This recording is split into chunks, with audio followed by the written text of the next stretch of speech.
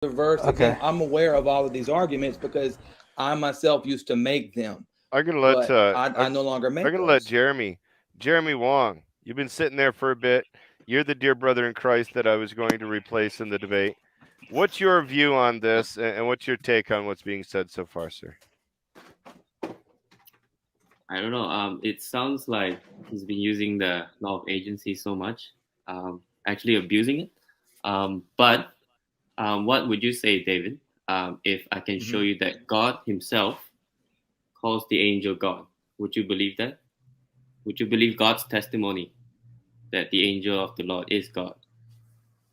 Well, God calls Moses God, so you can No, show me God where doesn't call God Moses. could call him God, but show God me doesn't call where does He Moses say God. that, and we can God show doesn't me, call and then we Moses. can discuss what's being said. How Okay. about that?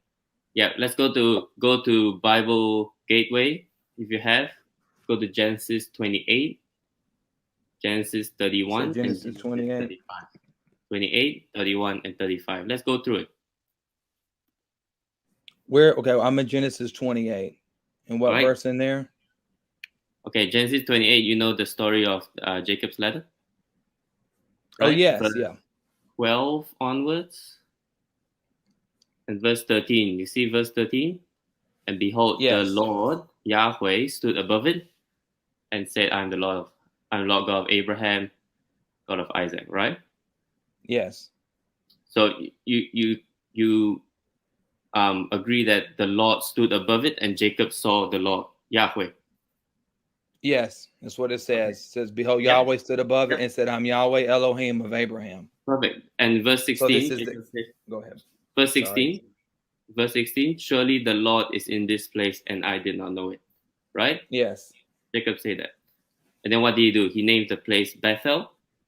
that's correct. He names the place Bethel, right? And then he set up a pillar in verse 18 and poured oil on top of it, Yes, essentially rendering worship to Yahweh, right? yes.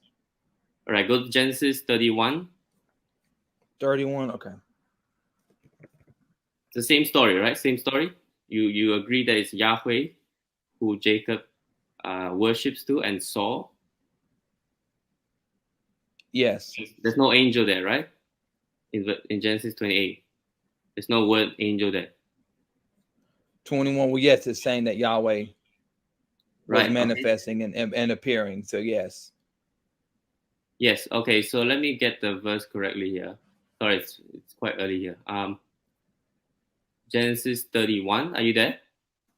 Yes. 31. In the vicinity of verse 13. All right. In verse 11, the angel of God here is rendered definite because this is Malak Ha Elohim. It's not just Malak Elohim. It's Malak Ha Elohim. In verse 11, appeared to Jacob. Right. Yes. The angel of God said Jacob, and Jacob said, "Here I am." And in verse 13, what did the angel say? It says, "I am the God of Bethel." Yep. What do you? I haven't. It's not the end yet. I still got 35. But what do you say to this one?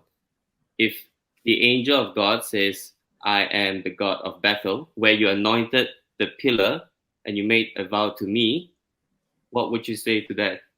Why this I would angel say say exactly what I said before is that law of God is agency, right? speaking and manifesting through the angel of the presence. It's Perfect. the Okay, exact that's same okay. thing. That's okay. Yeah, okay.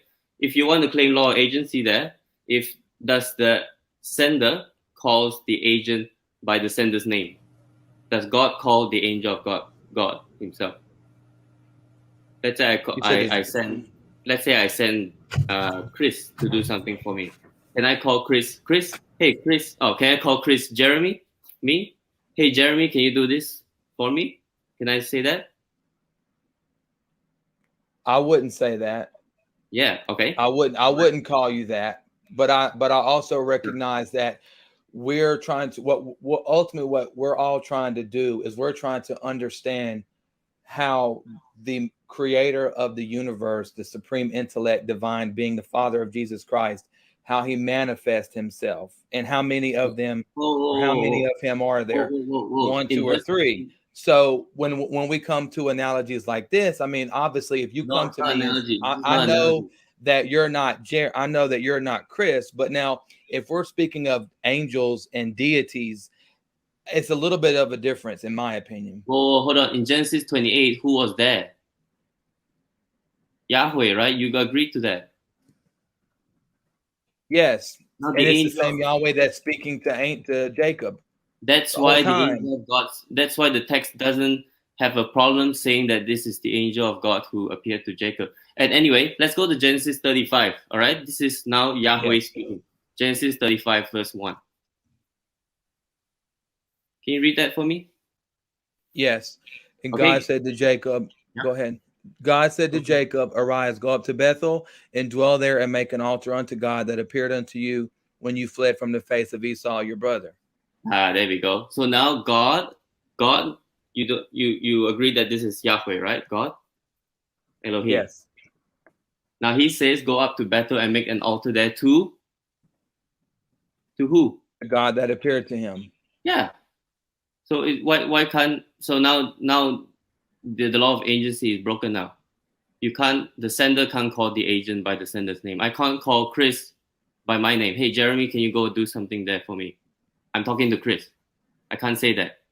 But God here says, make an altar there to God who appeared to you, right? Right. But I think so. For example, are you aware that in the New Testament, hang on. No, don't go to the New Testament. Are you aware of what's called? David, that's why I backed up.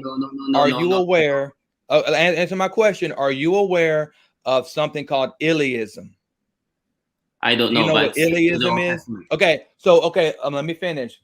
So Iliism is when you talk about yourself in the third person. So you can look that up. This is an actual real thing. The Bible is full of Iliism. Please let me finish. Old Testament. The Old Testament. I'm talking about the Old Testament. That's why I said hang on before I went to the New Testament. The Old Testament, especially when God speaks in third person. Okay. When you look at, for example, Lamech, I believe he's in Genesis 4. When Lamech speaks to his wives, he says, "Hear ye, wives of Lamech." He is using a form of grammar. It's called Iliism. It's where you refer to yourself in the third person. This was not uncommon for Hebrew speakers and for God to do so. And what I was also going to say in the New Testament is that Jesus also uses Iliism when he prays to God himself. He refers to the Son of Man and God and his Son all in third person. So it's very plausible that what's happening here is Iliism, plain and simple. I think that's just ridiculous.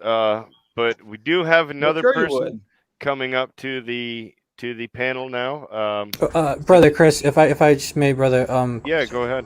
Yeah. So when you're saying God referring to himself in the third person, I'm kind of confused. Are you saying that he's the angel referring himself in the third person, or what do you mean by that? Because we're talking about the angel of the Lord and Yahweh, and you're just simply answering it by saying, well, God's referring to himself in the third person. So if God referring himself in the third person means that he's calling the angel of the Lord himself, then how does that get away or avoid the fact that the angel of the Lord is God? Yeah, maybe I misunderstood. Yeah. I don't know. Well, Jay's right, because God is identifying the angel of the Lord as God. So if he's speaking in third person, he would have to be saying that the angel of the Lord is God. Isn't that true, David? No, because Jesus referred to himself in third person when praying because to God. That defeats your argument, that mean because that Jesus he's is again referring to himself, but he's again talking about himself right at the end of the day. The angel himself. Angel of the Lord is again talking about himself. He's talking about God. He's talking about himself. So how does that Eliism argument of yours work or score any points? When it says in Genesis 35:1, it said God said, if we read and it says God said to Jacob, go and make an altar unto God. That is God speaking and using Iliism. That's what I'm saying. Right, but how does that get around the fact that the angel of God, the angel of the Lord, is Yahweh? How does that avoid that problem? The angel of Yahweh is not Yahweh. That's the whole point. But how is God referring himself in the third person, avoiding that? Listen, David. How is God speaking about himself in the third person? How is God speaking about himself in the third person, getting around or escaping the fact that the angel of the Lord is divine? How does it do that? number one, God can speak to himself in third person, really, in quite matter of fact, But anyway. what does that have to It's do not with the angel of the uncommon, Lord? because it doesn't mean that he's talking about the angel of the Lord. That's my point. My point is that God speaks in third person. God speaking in But third person does you not mean that agreed the that the angel of angel of the Yahweh Lord, is you Yahweh. agreed that the angel of the Lord came to Jacob in chapter 31, right? That's what it says. Excellent. So And after angel, that, you can say thee, I don't care. Jeremy pointed out that God, as you admitted, said that the angel of the Lord is God, and your only argument is No, God is speaking in Iliism, a third what God person. appeared to Either Jacob. way, it doesn't refute the argument, and it still shows that the angel of the Lord is God and is even being addressed as being God by God. It doesn't. I'm sorry, it doesn't.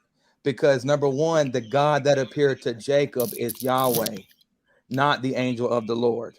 Okay. So when God manifests, he'll say things like, I'm Yahweh, I'm the God of Who Abraham, showed up and to people will see who come to him. Jacob in chapter 31?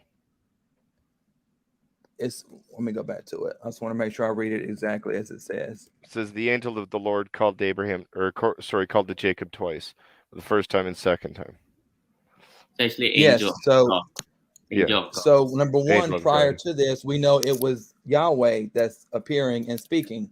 So if we have these seemingly contradictory statements, and obviously it would only So make now it's sense contradictory that God, because it doesn't Contradictory, agree with then your you missed the theology. word seemingly. Awesome. You All right, you so misheard where I said seemingly. now we've got to what does that the the text Bible's say corrupted. seemingly? Now that we've got I to the didn't Bible's say that. corrupted, I don't think that we can continue on there. So thank you Did very I much, say it's David, for corrupted? joining us today. But we do have Mr. Taylor Stewart, and I don't want to keep him waiting. He has been patiently waiting here to join the stream. So Taylor, what's your view? Well, I wanted to say something in regards to what Jeremy brought up ages ago, but you blocked me, but you let 4 people jump on one Unitarian. Fair enough, you can. I let everyone speak. I mean, I don't tell them to mute yourself. But you brought up apparently the name if of you're going to be this, on my channel, just don't play the poor me. I'm not playing Okay. upon me. I'm speaking facts, so unless you don't like facts, then go. Yeah, just So- stick to the arguments. We're not Yeah, really here for like I'm not boohoo, going to it. pity And- stories. yeah. So I'm not allowed to speak. This is the point. You didn't answer my questions yesterday. Sorry, when the debate was on, and the moment I'm trying to speak, I'm being cut off. Just like you just kept on talking over him. All you're Get doing to is the showing that point. your religion's a pathetic joke. Just so you know.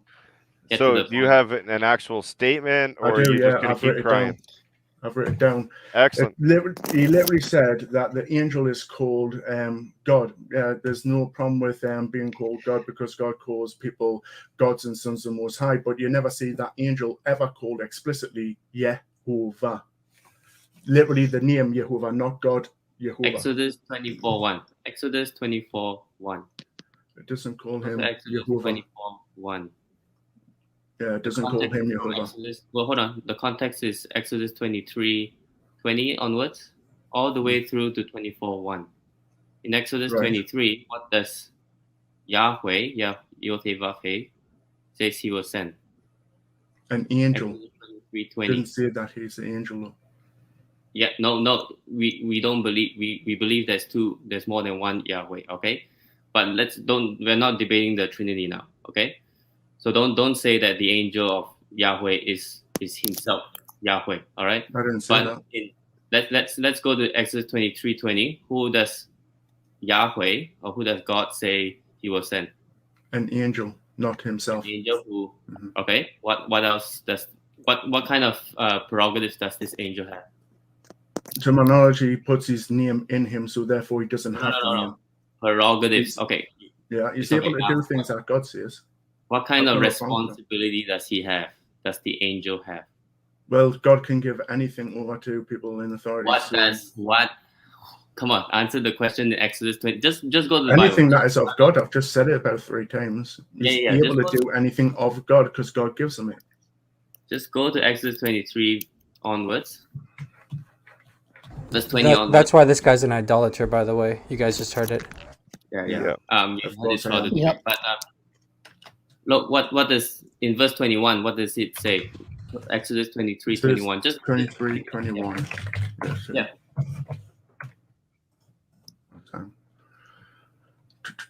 Be attentive to him, so hear him. Obey his voice. Do not be rebellious towards him, for he will not pardon your rebellion, since my name is in him. So he doesn't have the name. He's given a name. Okay. Well, okay, he will not pardon your transgression, right? He will not forgive. Okay. Yeah. So that's okay. If I asked you that in the debate already, right? He has his name. All right. The angel has the name of. No. He's Yahweh. given the name. No. My name is in him. My name is in him. If I say my name is in someone, it's not them having a name, is it? Okay, that's okay. So now you know the context, okay? Yahweh is going to send the angel. With his name in them. Go to Exodus 24:1.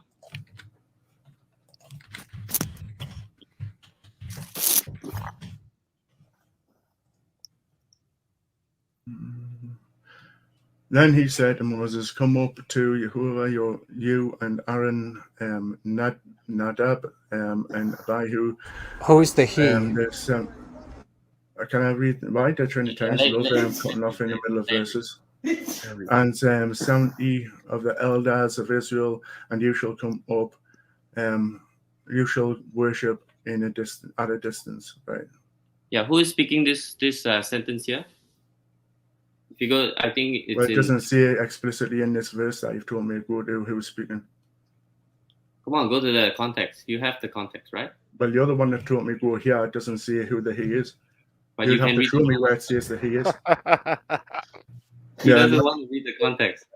Okay, I can tell you what how the Jews interpreted. I can tell you what the Jews said. The Talmud records this. Yes. Well, don't you claim to be messianic? So you I'm not a Jew. Huh? I'm a Jew. I'm messianic. I use the word messianic. Never mind. I don't want to get us off topic. No, sorry. Before you guys get into that, yesterday during the debate, Taylor was like, the Jewish people know their languages better than any others. Yeah. So if Jay's going to quote a Jewish person, then he should know his language better than any other, right? Mm-hmm. So yeah, in regards to the Bible, let's go to the Taylor, Bible. Go to Exodus 23. I'm not going to talk the last few verses. If you want to know the context, what the he is, could you go to Exodus 23, last 30, verse 33? People can ask me. So he's just going to keep ignoring what the Biblicist says. He's not going to respond. I don't care if he ignores the Biblicist, but this is my channel and not his channel. He will not be cutting people off on my channel. If you don't want to be here and don't want to discuss with Biblicist, leave. Tell me what verse I'll tell you. Oh, that's okay. I mean, yeah, just for the viewers, in Exodus 24:1, it's Yahweh who's speaking, and he tells Moses to come up to Yahweh, essentially calling the angel Yahweh, right? Which is what Taylor says. And if you have any doubts about the context, just read Exodus 23, the entire thing, and the last few verses. It's clearly Yahweh speaking over there. And in the Bible, the actual original text, we didn't have any chapter divisions. So the context is pretty much clear that it was Yahweh speaking. Yeah. So, I mean, he agreed to Exodus 23:20 that was Yahweh himself who was sending the angel. I mean, it's continuation from there. And he doesn't want to read context for some reason. I don't know why. He said, oh, you gave me this verse. I don't want to read the other verse. It was just deja vu all over again. That's the same thing he played with me a couple of months ago. It's funny. I just got kicked out of his Discord. No, I got kicked out of his stream. Well, yeah, it's because. Well, and I only want to say it's kind of funny because after the debate, he puts in his Discord that he's going to do like 10 different response videos to this one debate, and he's actually already did, I think, like 4 or 5 videos on the debate. Like, how bad do you know that you did to have to do so many videos to try to do some damage control on your debate, right? He even complained to Marlon after that, right? He complained to Marlon. Like, that was disgusting. Like, he actually complained to the Gospel Truth, the moderator. He said that the moderator was biased and that the debate wasn't fair, and he was giving me different prerogatives that he didn't give him. It's disgusting how he was talked to. I had to message Marlon afterwards from the Gospel Truth. And if anybody isn't subscribed to him, he hosts amazing debates over there. Go ahead and subscribe to him so you can watch and be notified for those debates when they come up. But I had to message Marlon and be like, this is just a statement for me. I think you were the most unbiased moderator that I had. You actually brought me back into range when I got out of hand, and you even corralled me a few times and said you got to answer the question here and there. So it's not like he was only against Taylor, right? But in Taylor's mind, the only way that he can justify the type of debate that went on is the biasness towards them, the hatred for Trinitarians and Unitarians and things to that nature. Yeah. Hey, brothers, I gotta head out, but it was really nice doing the stream with you, Chris, and Jeremy and Biblicist. God bless you all, and God bless you, Jay. all right, take care, guys. Yeah, God bless you, Cool. brother. I've also got to make a move because I have work in a bit. In half an hour's time. It's already 8:30 a.m. Yeah, and So- I was gonna go through the crossfire, but I had a few people come up here and want to talk. So hey, so I do have Dennis though in the chat, and he says, Chris or Jeremy, what is your view on Zechariah 3 verse 2 and Jude verse 9? Isn't the angel of the Lord identified as Michael the archangel there? I'm not sure Exodus 3:2. Sorry, I got confused. Exodus. Zechariah 3:2 is talking about Michael there. But for Jude believed that Jesus, in verse 5, Jude 1:5, he believed that Jesus was the one who carried the Israelite out of Egypt, right? Some translations don't render it as Jesus in verse 5. But in the context, you know that, some translations render it as Jesus or Lord, all right? But in the context, you know that Lord here refers to Jesus. So to Jude, the angel of the Lord who brought the Israelites out of Egypt was Jesus. And in verse 9, I'm not sure why Michael was brought up there, talking about the angel of the Lord specifically. But, yeah, and I don't think that Zechariah chapter 3 verse 2 actually speaks about the angel of the Lord. I think it actually just speaks of the Lord. Zechariah 3, it's about the angel forgiving sins, right? No, Zechariah 3 verse 2. Yeah. Well, I'll read verse 1 and 2, and it said, and show me Joshua the high priest standing before the angel of and Satan standing at his right hand to resist him. And the Lord said unto Satan, right? So it kind of does identify the angel of the Lord as God. It says, and the Lord said unto Satan, Lord, rebuke thee. So, yeah, you can count, right? Joshua, one person, Satan, another one, and then the angel of the Lord. yeah, I don't see where the archangel Michael is being identified as the angel of the Lord. I guess I should have said, sorry. Yeah, I can't see Michael in there. Sorry. But no, we don't believe the angel of the Lord is Michael. The same way Jesus is Michael, not like a Jehovah's Witness. yeah, definitely not Jehovah's Witnesses. And I think Dennis is I don't think that he's a Jehovah's Witness either, but I believe he is a Unitarian.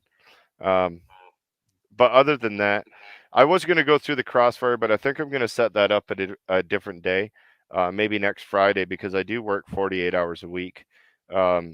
So until the Lord continues to bless my ministry and provides the ability for me to be full-time online, I'll probably stick to maybe one, maybe two live streams a week. So I'll try to get back on next Friday to go over the crossfire, because I think that we had a pretty good discussion here as well. Oh, we had Mr. Adam Seeker. Thank you very much for being here. He says, thank you. This was a great session. I was watching while driving and hence couldn't comment until now. I wish you wouldn't have been driving, brother. It would have been nice to see you onto the channel. But next weekend, hopefully we can get together this week on Skype, Adam, and we can plan something for me and you to get together on your channel to do a live stream sometime on whatever topic you want to discuss. I also want to thank everybody that was on the channel today, especially Jeremy for allowing me to replace him in the debate with Taylor. I only replaced him because he had a new baby that was born and he had to perform his fatherly duties. May the Lord keep blessing you, brother, as you grow in becoming a father, and bless your little boy there as well. and the rest of your family as well. Hopefully you can get back out there as soon as possible. Keep that apologetics going, and keep pushing forward. Other than that, I just want to thank everybody that's been here. First and foremost, I want to thank my God, Lord, and Savior for providing me the ability to do this. Second, I want to thank my wife and my children for allowing me the time and the ability to be able to do this as well. And to everybody that's out there watching, we had over 30 people again today on the live stream. We'll probably get 500 to 600 to 700 views. So I just thank everybody that's watching these videos and supporting me. It's much appreciated. Even if the only support that you can give is a view and a like, that's all that I've ever asked. So I thank everybody for showing up, and we'll try to be back next weekend with another live stream. God bless, and have a good week.